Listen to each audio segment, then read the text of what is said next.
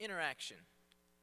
Let me ask you a question related to interactivity. What's the most interactive thing you've done when experiencing music?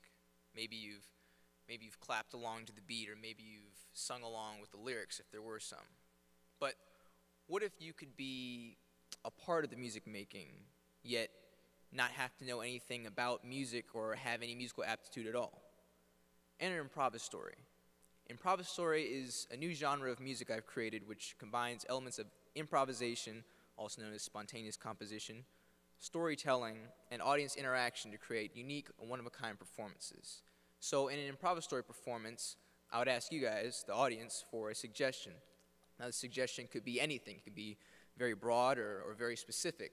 And it could be maybe a real or fictional person, place, or event, or an abstract idea like an emotion, anything at all. And based on that suggestion, I improvise pieces of music. The idea is that our collective imaginations will create a scene for this sound. So let's actually do an example of that. Can I have a suggestion from the audience? What was that? Autumn? Like the season?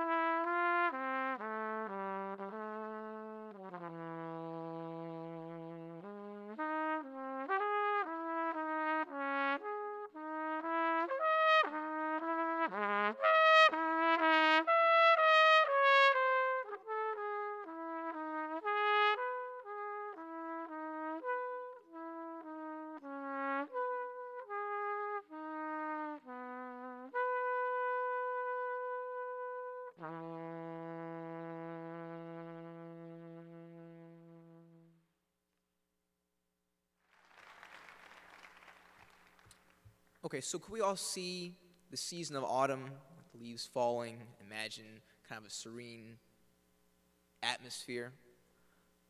The way this happens is that, like in a story, there's a character, and the story is, of course, about this character's adventures. So I create a musical character. I always have to take a moment after I get a suggestion to pause and think what element of music mirrors the personality of this idea, of this character, of what the story is going to be about. And then I manipulate different musical elements in order to give this character life and have an adventure that we hear through sound. And we're able to convert it into images in our mind through our imaginations.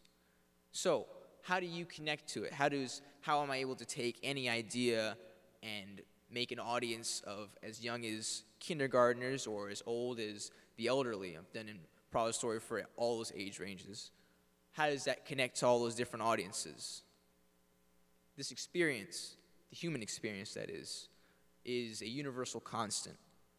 There are no new emotions. There are really no new events that happen that are specific to us. I mean, we all have common experiences. We all experience the same things because we are human.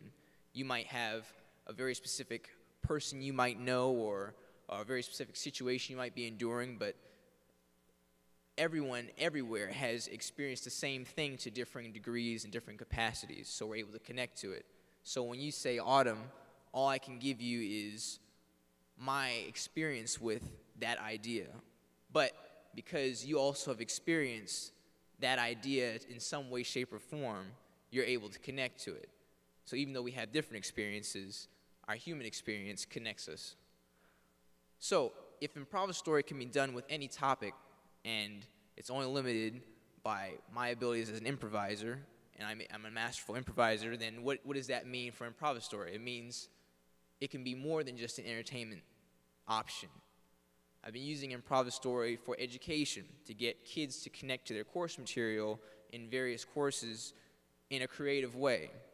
I went to a civics class and I had kids give me some terms that they had learned, and I did an ImproviStory based on those terms, like refugees or communism.